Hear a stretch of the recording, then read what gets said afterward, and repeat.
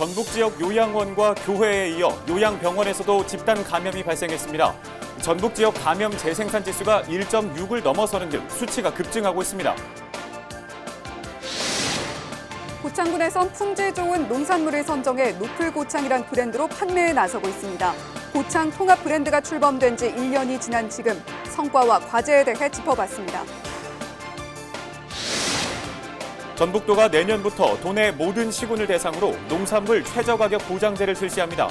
최저가격 보장제 대상은 가을 무와 양파 등 8개 품목입니다. 다른 사람에게 휴대전화 개통을 강요하고 이를 중고로 되팔아온 일당이 실형을 선고받았습니다. 이들은 피해자가 개통을 거부하자 동기를 이용해 협박한 것으로 조사됐습니다.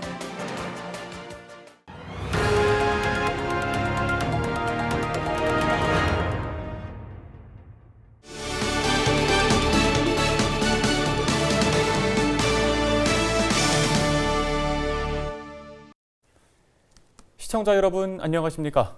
헬로티비 뉴스입니다. 첫 소식입니다. 전북 지역 요양원과 교회에 이어 요양병원에서도 코로나19 감염 확산이 계속되고 있습니다. 자세한 내용은 보도국 연결해서 알아보겠습니다. 김남호 기자, 지금 이 김제 지역 요양원에서 확진자가 추가로 발생을 하고 있고 또 순창 지역에서도 집단 감염이 요양병원에서 발생했다고요? 네, 그렇습니다. 전북도 보건당국은 21일 오후 6시 현재 전북 지역에서 13명이 추가로 코로나19 확진 판정을 받았다고 밝혔습니다.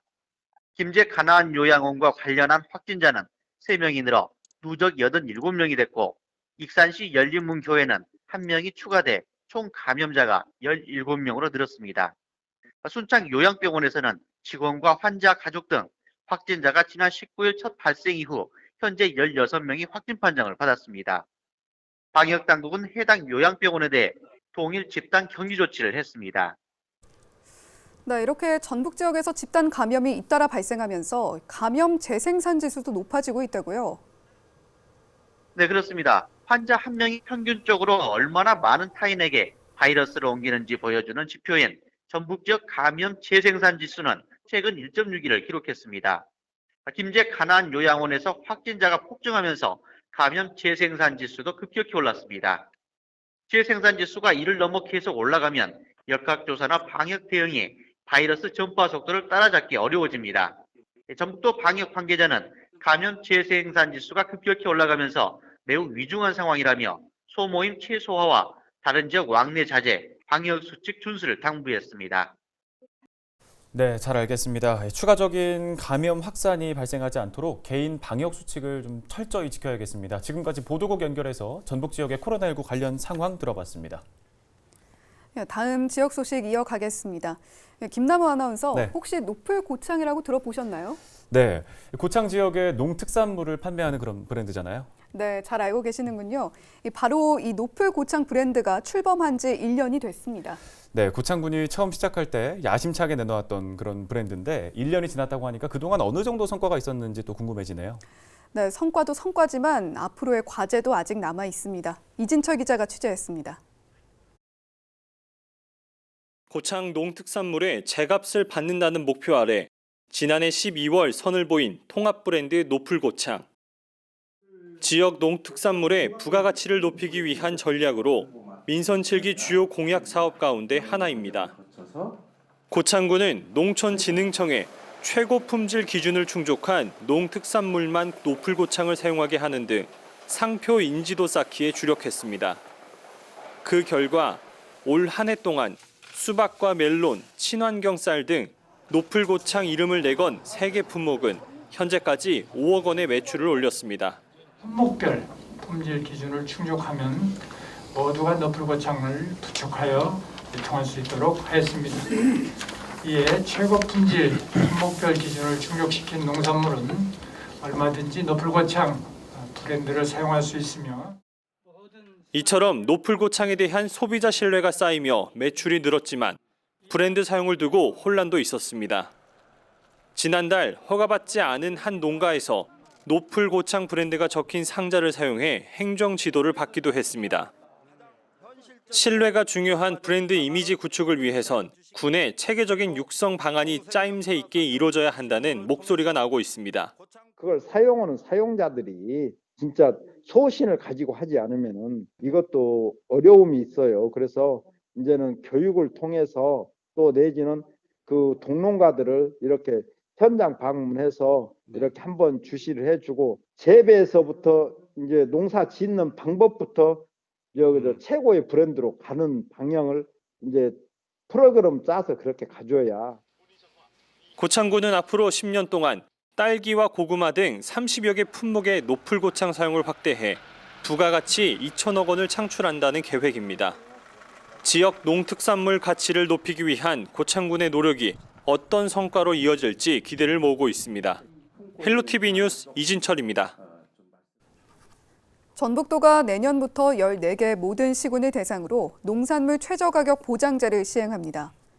최저가격 보장제 대상은 가을 무와 가을 배추, 양파, 마늘과 건고추, 생강과 노지감자, 대파 등 8개 품목입니다. 전북도는 품목별 출하 계약 등이 원활히 추진될 수 있도록 시군과 지역농협과 협조체계를 유지해 나간다는 계획입니다.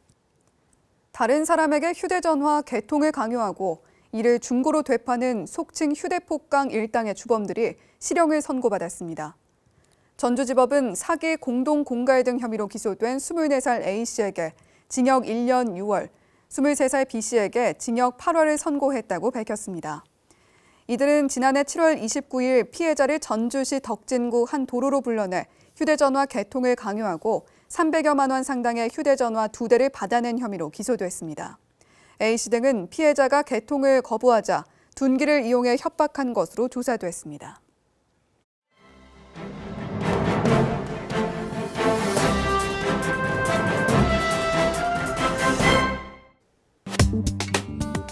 신문브리핑 전북일보 기사입니다. 순창군이 지역 내 첫 코로나19 확진자인 순창군 보건의료원 5급 과장을 직위 해제하자 의료계가 반발하고 있습니다. 대한소아청소년과 의사회는 황숙주 순창군수를 인권위원회에 제소했습니다. 대한소아청소년과 의사회 임현태 회장은 순창군이 환자인 간호직 5급 과장을 코로나19 바이러스 감염 이유로 직위 해제한 것은 아픈 바이러스 감염 환자를 마치 중세시대 마녀 사냥하듯 부당하게 대우하고 사회적으로 매장한 심각한 인권 침해 행위라고 제소 사유를 밝혔는데요. 소청과 의사회는 현재 상황상 공무원은 물론 모두 국민이 누구나 어디서나 감염될 수 있는 상황이라며 감염 경로가 아직 밝혀지지 않았고 과실이 입증되지 않았는데도 직위 해제한 건 분명히 과도한 조치라고 비판했습니다. 그러면서 바이러스에 걸렸다는 이유만으로 문책성 인사를 하면 앞으로 공무원들은 증상이 있어도 숨기고 검사조차 받지 않아 바이러스를 더 퍼뜨릴 수 있다며 방역의 측면에서도 이런 몰상식한 대처는 다시 있어서는 안 된다고 밝혔습니다. 한편 순창군은 지난 17일 인사위원회를 열고 해당 순창군 보건의료원 과장을 직무수행 능력 부족 사유로 직위 해제했습니다. 순창군 관계자는 해당 과장은 남원의료원에 입원해 있으며 직위 해제로 과장 자리에서만 물러난 것이라고 전했습니다. 지금까지 신문브리핑이었습니다.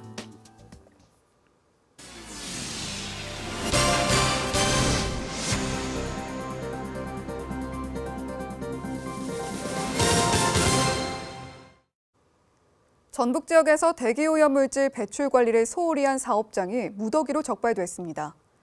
전북지방환경청은 도내 대기오염물질 배출 사업장에 대한 특별 점검은 벌일 경과 사업장 33곳에서 위법 행위 44건을 적발했습니다. 이들 사업장은 고장난 매연 방지 시설을 방치하거나 측정 의무를 지키지 않은 것으로 드러났습니다. 환경청은 경미한 39건은 관할 지자체가 과태료 부과 또는 행정처분하도록 하고 나머지 5건은 자체 수사를 거쳐 검찰에 송치할 예정입니다. JB금융그룹 전북은행은 코로나19 재확산으로 어려움을 겪는 임차인을 위해 임대료 인하 기간을 연장하기로 했습니다. 전북은행은 자사가 보유한 건물의 임대료를 내년 6월까지 30% 인하한다고 밝혔습니다. 이에 앞서 전북은행은 지난 3월에도 전주시의 착한 임대인 운동에 동참해 소상공인 11개 업체를 대상으로 임대료를 10개월간 30% 인하한 바 있습니다. 대한적십자사 전북지사는 코로나19 확산 방지를 위해 마스크 50만 장을 도내 14개 시군에 전달한다고 밝혔습니다. 전북지사는 22일부터 각 시군에 마스크를 보낼 계획입니다.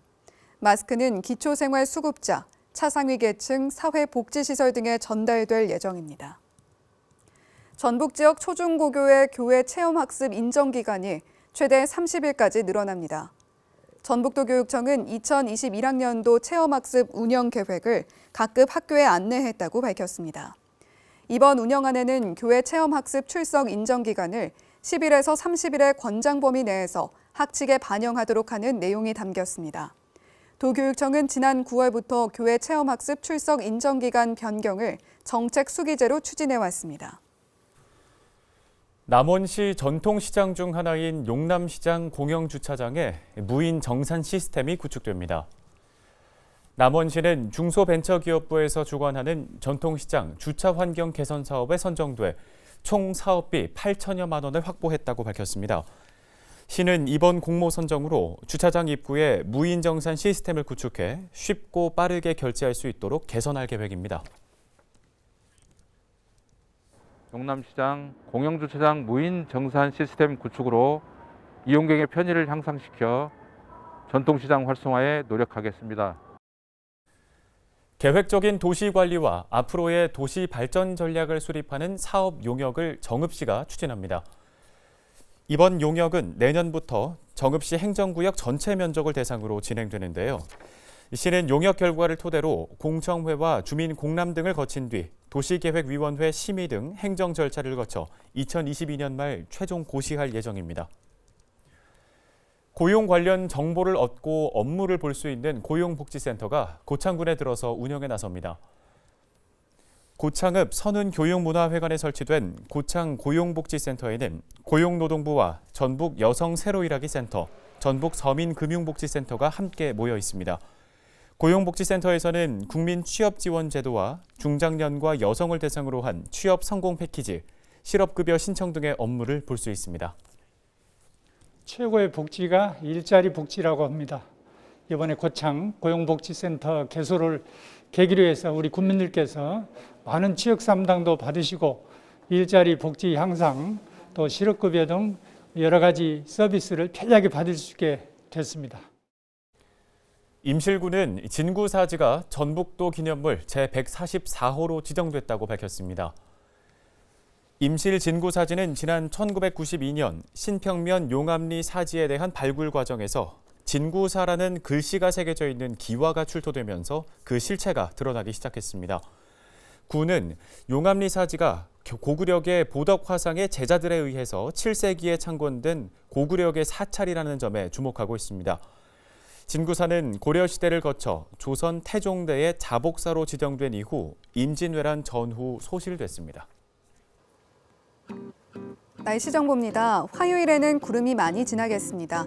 추위는 한결 누그러졌는데요. 아침에는 영하 1도, 한낮에도 8도 나타내겠습니다. 미세먼지 농도는 보통 수준 예상됩니다. 수요일도 구름 많은 날이 이어지겠습니다. 아침에 1도, 최고 기온 11도로 낮에는 10도를 웃돌겠는데요. 미세먼지와 초미세먼지 농도는 보통 수준 보이겠습니다. 화요일 지역별 아침 기온 살펴보면 남원과 임실이 영하 4도, 순창 영하 3도, 김제와 정읍은 영하 1도, 그 밖의 지역은 0도 나타내겠습니다. 주간 날씨입니다. 이번 주 금요일은 성탄절인데요. 화이트 크리스마스를 기대하긴 힘들겠지만 이후에는 눈이 내릴 수도 있겠습니다. 다만 기온이 평년보다 높아 기온에 따라 비가 올 수도 있습니다. 바다 날씨입니다. 서해와 남해 해상 구름 많고 한때 비가 오겠는데요. 바다의 물결은 최고 1m로 비교적 얕게 일겠습니다. 날씨 정보였습니다. 21일 신규 확진자 수는 1,000명 아래로 떨어졌습니다. 지난 15일 이후로는 엿새 만에 세 자릿수 확진자를 보인 건데 휴일에 검사 건수가 줄어든 영향도 커서 확산세가 꺾인 것으로 단정하기에는 이릅니다.